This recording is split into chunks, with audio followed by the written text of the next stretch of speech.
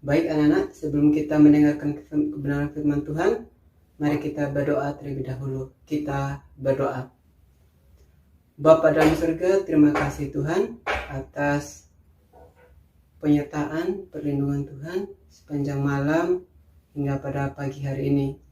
Dan pada pagi hari ini Tuhan, kami akan bersama-sama mendengarkan sebagian dari cerita firman-Mu. Oleh karena itu Tuhan, layakanlah kami, urapilah kami, berkatilah kami semua. Sehingga apapun yang kami baca, yang kami renungkan dari kebenaran firman-Mu, kami boleh memahami dan mengertinya.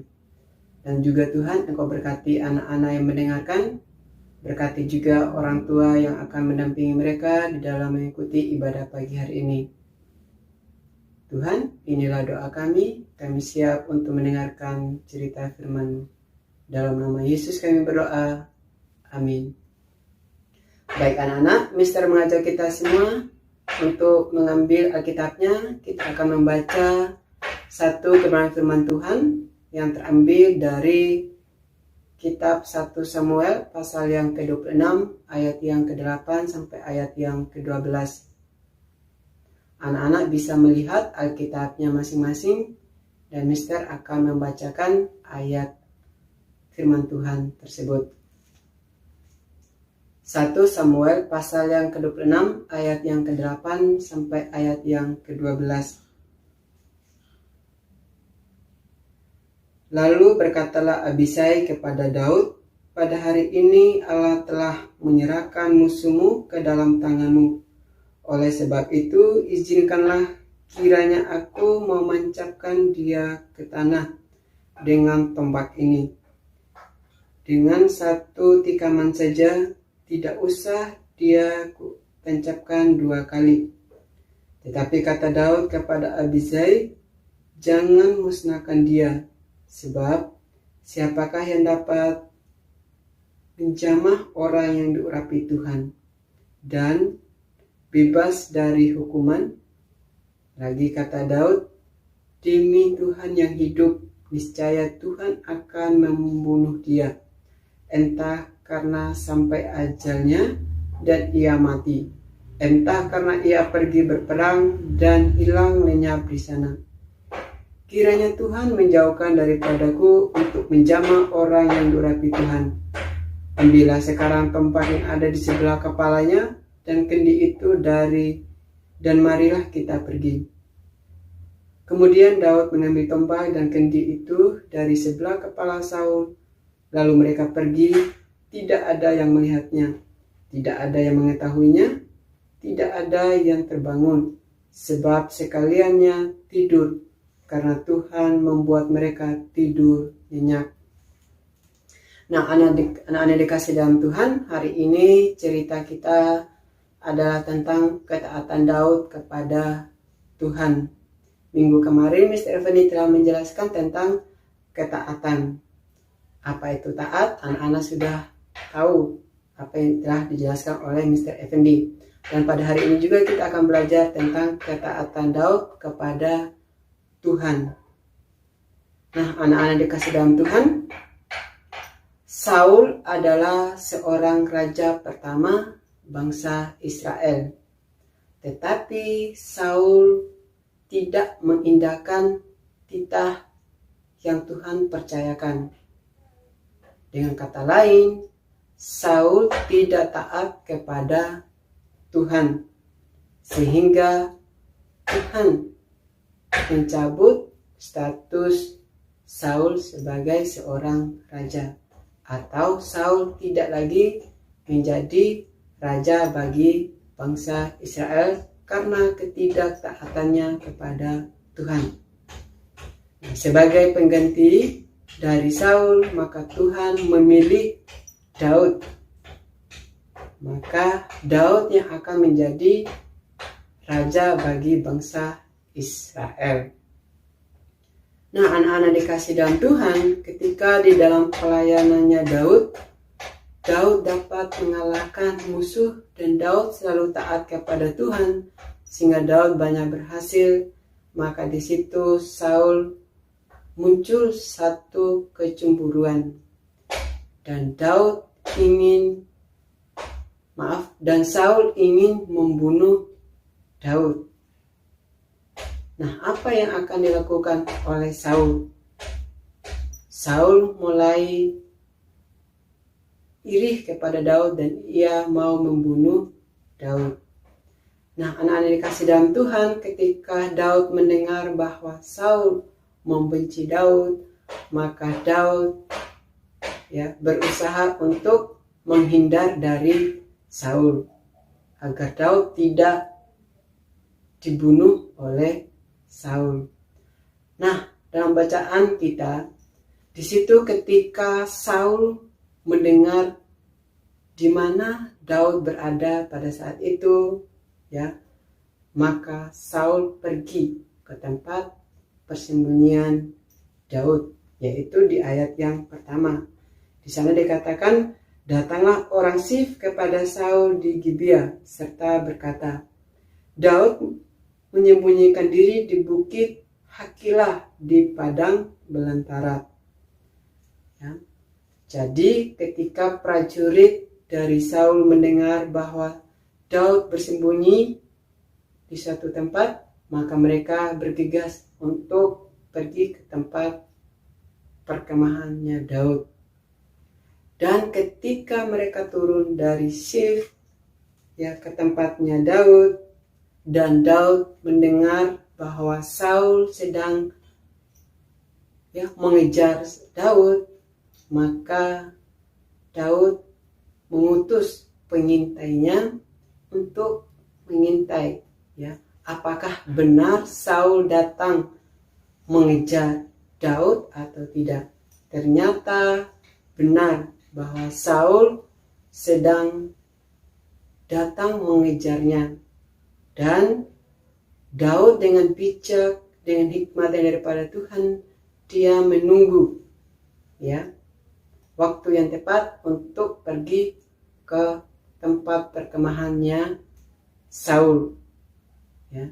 Nah, ketika Saul membangun kemah untuk perhentian mereka dalam perjalanan ke tempatnya Daud, pada malam hari Daud pergi ke tempat perkemahannya Saul. Kenapa Daud harus pada malam hari pergi ke perkemahannya Saul? Iya, benar karena pada waktu yang gelap Daud dengan mudahnya bisa masuk ke kemahnya Saul. Dan apa yang terjadi ketika mereka sampai di kemahnya Saul? Ketika Daud bersama dengan prajuritnya, ternyata ketika mereka pergi ke sana dan sampai, Saul sedang tidur dan prajuritnya terpancat. Ingat, prajuritnya Saul ada 3.000 orang banyaknya. Tetapi Daud pergi ke tempatnya Saul hanya beberapa orang yang bersama dengan Daud. Tetapi ketika mereka sampai di sana, apa yang dilakukan, yang dikatakan oleh pengawalnya Daud? Di sana dikatakan di ayat yang ke-8, lalu berkatalah Abisai kepada Daud, pada hari ini Allah telah menyerahkan musuhmu, yaitu Saul, ke dalam tanganmu, yaitu ke dalam tangannya Daud. Oleh sebab itu, izinkanlah kiranya aku, yaitu Abisai, untuk menancapkan dia ke tanah dengan tombak ini. Jadi Abisai minta izin kepada Daud bahwa Abisai akan menikam Saul dengan tombak ke tanah. Tetapi apa yang dikatakan oleh Daud? Daud mengatakan, jangan, kita tidak boleh membunuh dia. karena Saul juga adalah orang yang diurapi oleh Tuhan. Nah, anak-anak yang dikasih dalam Tuhan, kita tahu bahwa Saul adalah musuhnya Daud. Saul ingin membunuh Daud. Ya.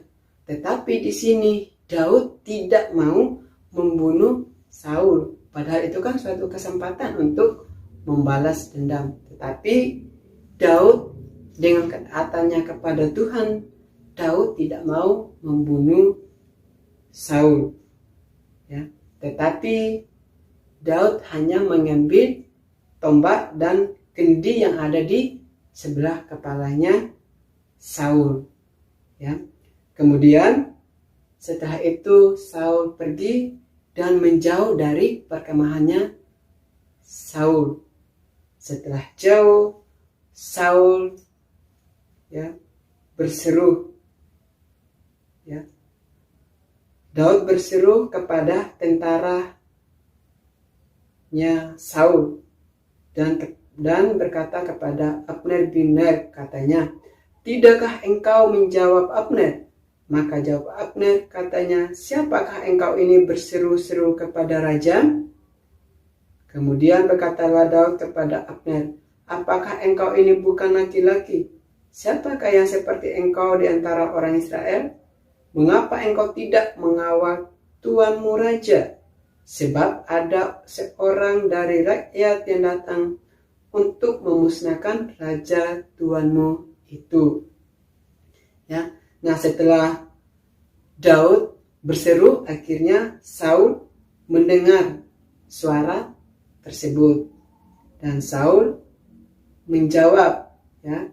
Kata Saul seperti ini. Ya. Saul mengenal suara Daud, lalu ia berkata, "Suaramukah itu, anakku Daud?" Jawab Daud, "Suaraku, tuanku raja." Ya. Lalu berkatalah ia, "Mengapa pula Tuhan mengejar hambanya ini? Apakah telah kuperbuat? Apakah kejahatan yang melekat pada tanganku?" Jadi Saul menyadari akan setiap kesalahannya. Ya. Saul mengejar Daud, dan ketika Daud mengetahui bahwa Saul mengejarnya dan mereka sedang berkemah, Daud datang ke perkemahannya. Nah, ketika Daud sampai di perkemahannya, ya, seperti yang Mister ceritakan tadi, Saul di situ sedang tidur. Nah, anak-anak, di sini intinya adalah, ya, karena ketaatannya Daud, maka Tuhan melindungi Daud dari musuh-musuhnya.